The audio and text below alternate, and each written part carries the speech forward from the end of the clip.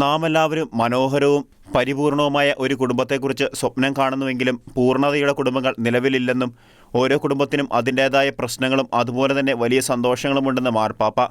ശ്വാസകോശത്തിന് pneumonia പിടിപെട്ട് റോമിലെ ജെമ്മലി ആശുപത്രിയിൽ ചികിത്സയിൽ കഴിയുന്ന ഫ്രാൻസിസ് പാപ്പ ആശുപത്രിവാസത്തിന് മുൻപായി തയ്യാറാക്കിയ മാർച്ച് മാസത്തെ പ്രാർത്ഥനാ നിയോഗത്തിൻ്റെ വീഡിയോയിലൂടെയാണ് പ്രതിസന്ധികളിലൂടെ കടന്നുപോകുന്ന കുടുംബങ്ങൾക്കായി പ്രാർത്ഥിക്കുവാൻ സഭാതനയരെ ആഹ്വാനം ചെയ്തിരിക്കുന്നത്. ഒരു കുടുംബത്തിൽ ഓരോ വ്യക്തിക്കും മൂല്യമുണ്ടെന്നും കാരണം ഓരോ വ്യക്തിയും മറ്റുള്ളവരിൽ നിന്ന് വ്യത്യസ്തനാണെന്നും ഓരോ വ്യക്തിക്കും ദ്വിതീയതയുണ്ടെന്നും വിശദീകരിക്കുന്ന പാപ്പ, എന്നാൽ ഈ വ്യത്യാസങ്ങൾ സംഘർഷങ്ങൾക്കും വേദനാജനകമായ മുറിവുകൾക്കും കാരണമായേക്കാമെന്നും വ്യക്തമാക്കുന്നു. മുറിവേറ്റ ഒരു കുടുംബത്തിൻ്റെ വേദന മാറ്റാനുള്ള ഏറ്റവും നല്ല ഔഷധം ക്ഷമയാണെന്നും ക്ഷമിക്കുക എന്നതിനർത്ഥം മറ്റൊരു അവസരം നൽകുക എന്നാണെന്നും ദൈവം നമ്മോട് എപ്പോഴും അത് ചെയ്യുന്നുണ്ടെന്നും പാപ്പ ഉദ്ബോധിപ്പിക്കുന്നു. ദൈവത്തിൻ്റെ ക്ഷമ അനന്തമാണെന്നും അവിടുന്ന് നമ്മോട് പൊറുക്കുകയും പുതിയ ഒരു തുടക്കത്തിന് നമ്മെ പ്രാപ്തരാക്കുകയും ചെയ്യുന്നുവെന്ന്, ക്ഷമ എപ്പോഴും കുടുംബത്തെ നവീകരിക്കുകയും പ്രതീക്ഷയോടെ മുന്നോട്ട് നോക്കാൻ അനുവദിക്കുകയും ചെയ്യുന്നുവെന്നും പാപ്പ പറയുന്നു.